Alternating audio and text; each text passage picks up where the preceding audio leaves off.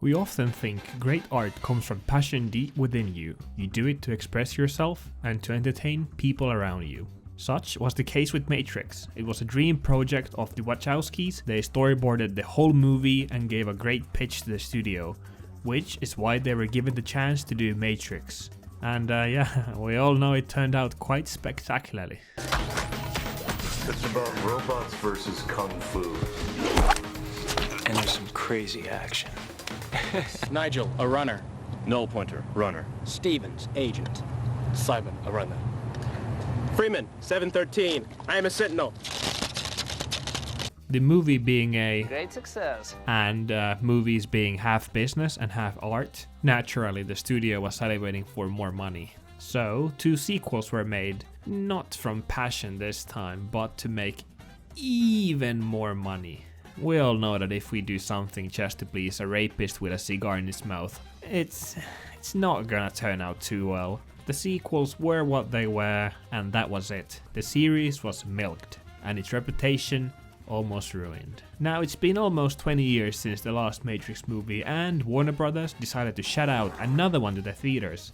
This time it's not about making more money as much it is simply about holding on the rights for the series. So they went ahead and forced Carrie-Anne Moss out of her retirement home and called a couple of Fortnite characters to embarrass themselves on screen in exchange for pocket money, and of course for Warner Brothers to keep their toys to themselves. Thus was the masterpiece known as Matrix 4 created. Cat videos. The cat tricks. Matrix 4, The Fortnite, learns from the mistakes of its predecessors and replaces the old, clunky, interesting philosophical ideas of free will and reality with more modern things such as Marvel quips, Still no kung fu. Time to fly. and meta-commentary. I'm sure you can understand why our beloved parent company Warner Brothers has decided to make a sequel to the trilogy. What? Because if you make fun of yourselves before anyone else, you can't be made fun of anymore. So take that, haters. My name is Guy, and I live in paradise. I start my day with the most delicious coffee in the whole world. Medium coffee, cream, 2 sugars. Mind if I get that? Have we met?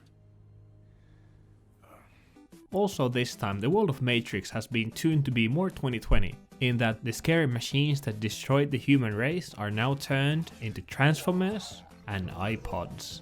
The movie is a story about female and Zoomer empowerment, where we follow an old, depressed, schizophrenic, suicidal Keanu Reeves who can't do any of his old tricks anymore.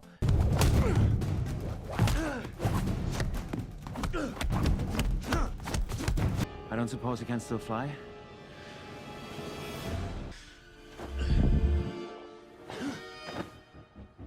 Yeah, that's not happening. Well, we all know white male protagonists are so 20th century. Once the one, now just number 2 of the Trinity, Neo, has to fight against dancing gay actor Neil Patrick Harris. Surprise. Zombies, because zombies are popular right now, right? And dollar store Jonah Hill. Oh, yeah. There she is. Total effing MILF. Maybe you should go. You might have thought the action was amazing and groundbreaking in 1999, but wait till you see what they can do today.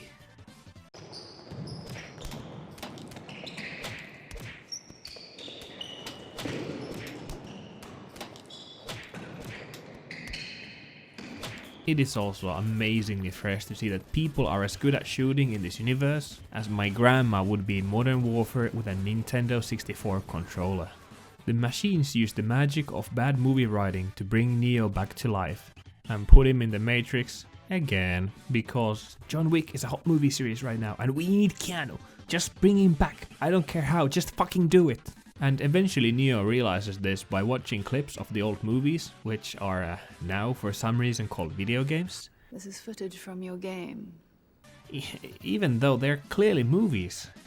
I mean, I've played the video game once. They look like this, not like this. The honor is mine.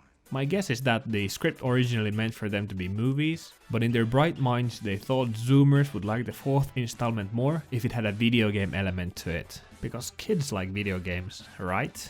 In the movie, Neo's final action scene consists of him sitting on a chair, asking Trinity for her consent to leave her white nuclear family and come hang out with Jada Pinkett Smith instead, who does the best old person acting since Guy Pearce in Prometheus and Herbert the Pervert. We were different. If you can handle mind-boggling focus switching and a literal clip show breaking the momentum of the movie every 10 seconds to remind you that you are indeed watching a Matrix movie, get ready to think about leaving the theater but only end up squirming in your seat until it's all over and you can quickly leave the theater like a rapist from a crime scene. I know binary is over budget. This is not about binary. Well, I mean, I didn't know that you'd feel that way about this movie. I don't know much about movies. You can also see the movie in HBO Max with other similar quality programming, such as the last season of Game of Thrones. Thanks for watching, and don't forget, 1 subscription equals to 1 prayer.